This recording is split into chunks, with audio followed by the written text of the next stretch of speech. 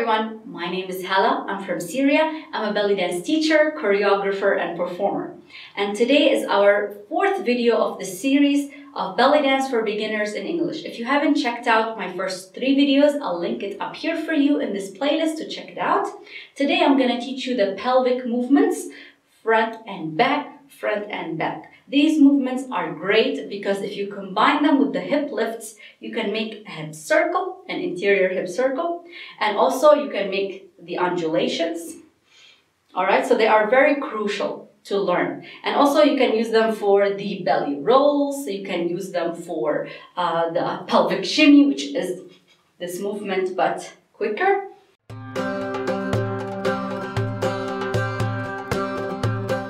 So let's start with the basics. If you remember the posture from the first video, I'll link it up here for you to check it out.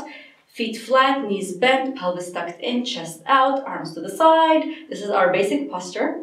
So what I want you to do is rotate your pelvis inward. So what does that mean? Imagine there is an axis, an imaginary axis going through your hip from the right to the left. I need you to rotate your hip on it. Please don't use your glutes to push your hips, because if you use your glutes, it's going to push it forward rather than bring it inward. You are not changing, or you're not going out of this axis. You're not going out of your body's axis. Imagine there are imaginary lines holding you. You don't want your pelvis to come out of this line. You want to stay straight. You want to stay here, but you're just rotating your hip in place, okay? The muscles that are working are your lower abdominal muscles and your lower back muscles.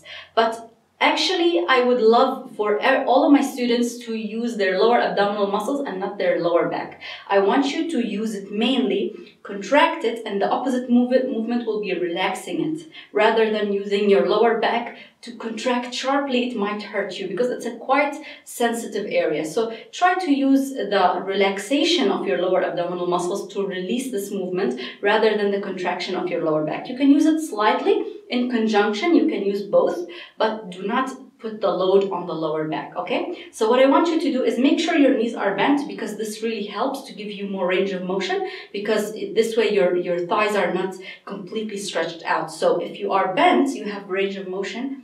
And make sure not to close in your chest. Make sure your chest stays in place. So some people tend to close and open with the pelvis. Make sure this is in place.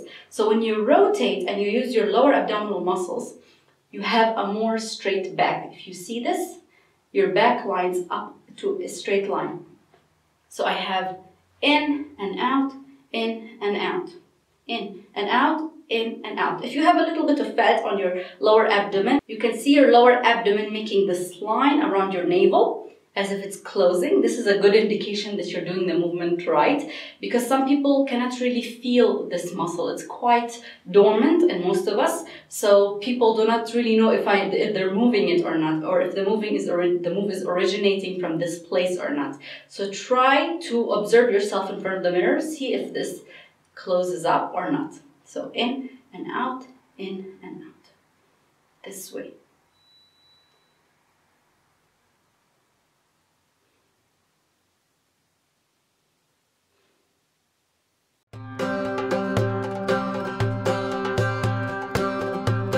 Alright, now I'm going to give you an exercise to help you to do this movement without having to worry about stabilizing your body.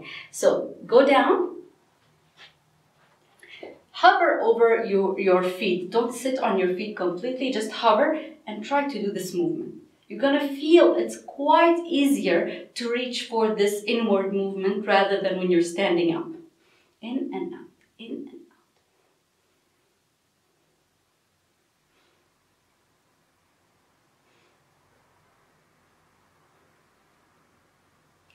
Great.